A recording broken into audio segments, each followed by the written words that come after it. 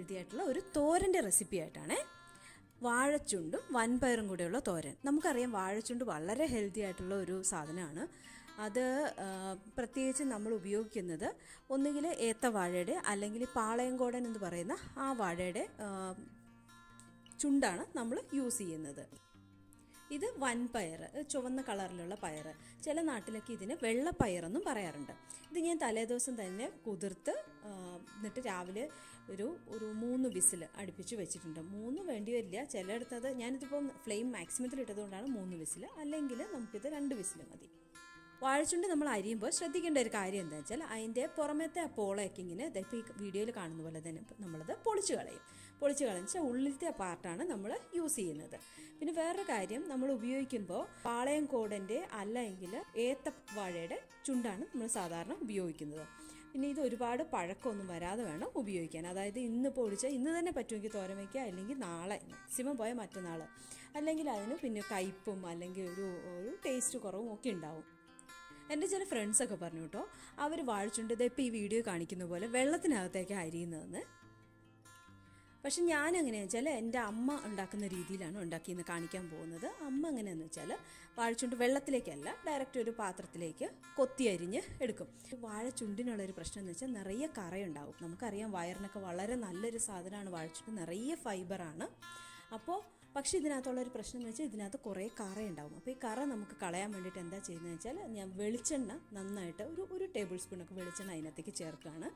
അരിഞ്ഞതിന് ശേഷം അതിലേക്ക് ചേർത്തിട്ട് ഇപ്പോൾ ഈ വീഡിയോയിൽ കാണുന്ന പോലെ ഇങ്ങനെ മിക്സ് ചെയ്ത് അതിനകത്ത് ഇപ്പോൾ നമ്മൾ വിരലിട്ട് ഇങ്ങനെ ചുറ്റിച്ച് കഴിയുമ്പോൾ അതിൽ കറ കണ്ടോ നൂല് പോലെ നമുക്ക് കിട്ടും. അപ്പോൾ അത് നമ്മളെടുത്ത് മാറ്റിക്കളയാണ് ചെയ്യുന്നത്. വെള്ളത്തിൽ അരിയുന്ന ആൾക്കാരും ഇതുപോലെ തന്നെയാണ്. അരിഞ്ഞതിന് ശേഷം ഒരു കത്തിയോ അല്ലെങ്കിൽ ചെറിയൊരു കമ്പിൻ്റെ ഉപയോഗിച്ചിട്ട് അതിങ്ങനെ ചുറ്റി എടുത്തിട്ട് അതിനകത്ത് ആ കറ ഇതേപോലെ തന്നെ എടുത്ത് കളയാണ് പതിവ്.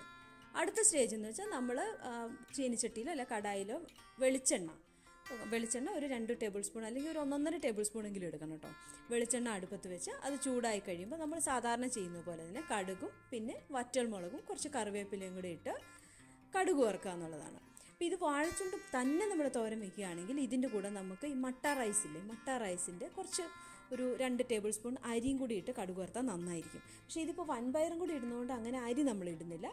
ഈ കടുകും മുളകും കറിവേപ്പില മാത്രം തന്നെ ഇട്ടിട്ട് നമ്മൾ അതിലേക്ക് വാഴച്ചുണ്ട് അരിഞ്ഞത് ചേർക്കുകയാണ്. പിന്നെ നന്നായിട്ടൊന്ന് ഇളക്കി കൊടുക്കുക. ഇളക്കി കൊടുത്തതിന് ശേഷം ഒരിത്തിരി ഉപ്പും അതുപോലെ കുറച്ച് മഞ്ഞൾപ്പൊടിയും കൂടി ഇട്ടിട്ട് അടച്ചു വയ്ക്കുകയാണ് ഒന്ന് വേകാൻ വേണ്ടിയിട്ട്. ഇത് വേകുന്ന സമയം കൊണ്ട് നമ്മൾ എന്താ ചെയ്യുന്നതെന്ന് വെച്ചാൽ തേങ്ങ ചതച്ചെടുക്കാൻ പോവാണേ. അപ്പോൾ തേങ്ങയും വറ്റൽമുളകും, ഇതിന് പ്രത്യേകം ശ്രദ്ധിക്കണം, വറ്റൽമുളക് തന്നെ വേണം കേട്ടോ. വൻപയറുള്ളത് കൊണ്ട് ഇതിന് വറ്റൽമുളകാണ് ചേരുന്നത്. വറ്റൽമുളക് ഇപ്പോൾ 3 or 4 അവനവൻ്റെ എരിവിൻ്റെ പാകത്തിന്, പിന്നെ ഒരു 2-3 ചെറിയ ഉള്ളിയും കൂടെ ചേർത്തിട്ട് നമ്മൾ തോരന് സാധാരണ ചതയ്ക്കുന്ന പോലെ ചതച്ചെടുക്കണം. ഇടയ്ക്ക് 1-2 പ്രാവശ്യമൊക്കെ നമുക്ക് ഈ തോരനൊന്ന് ഇളക്കി അടച്ചു വെക്കാം കേട്ടോ. അതിനുശേഷം ഇത് വെന്ത് കഴിയുമ്പോൾ നമ്മൾ വേവിച്ച് വെച്ചിട്ടുള്ള വൻപയറും കൂടെ അതിനകത്തേക്ക് ചേർക്കുന്നു. എന്നിട്ട് നന്നായിട്ടൊന്ന് മിക്സ് ചെയ്ത് കൊടുക്കുക. അതിനുശേഷം നമ്മൾ ചതച്ച് വെച്ചിട്ടുള്ള തേങ്ങയും കൂടെ ഇതിലേക്ക് ചേർക്കുന്നു. ഇതിൽ ചേർത്തതിന് ശേഷം നന്നായിട്ടൊന്ന് മിക്സ് ചെയ്ത് കൊടുക്കുക. പിന്നെ ഈ തേങ്ങയുടെ പച്ചപ്പൊക്കെ സാധാരണ ഞാൻ പറയാറുള്ള പോലെ തന്നെ പച്ചപ്പ് മാറാൻ വേണ്ടിയിട്ട് കുറച്ച് നേരം വേണമെങ്കിൽ ഒരു 1-2 മിനിറ്റ് ഇത് നമുക്കൊന്ന് അടച്ചു വയ്ക്കാം. അടച്ചു വെച്ചതിന് ശേഷം നമുക്ക് ഈ തോരൻ ഒന്ന് വൃത്തിയായിട്ട് ഒന്ന് ഇളക്കിയിടാം. അപ്പോൾ നമ്മുടെ തോരൻ റെഡി ആയി കഴിഞ്ഞു. ഇനി നമുക്കിത് നല്ലൊരു ബൗളിലേക്ക് മാറ്റാം. ഞാൻ നേരത്തെ പറഞ്ഞ പോലെ തന്നെ വളരെ ഹെൽത്തി ആയിട്ടുള്ള നമ്മുടെ സ്റ്റൊമക്കിനെയൊക്കെ ക്ലീൻ ചെയ്യാൻ പറ്റുന്ന നല്ലൊരു തോരനാണിത്. ഇടയ്ക്കെങ്കിലുമൊക്കെ ഇത് നമ്മളൊന്ന് ഉണ്ടാക്കി നോക്കണം. അപ്പോൾ നിങ്ങൾക്ക് ഈ റെസിപ്പി ഇഷ്ടമായെന്ന് ഞാൻ വിചാരിക്കുന്നു.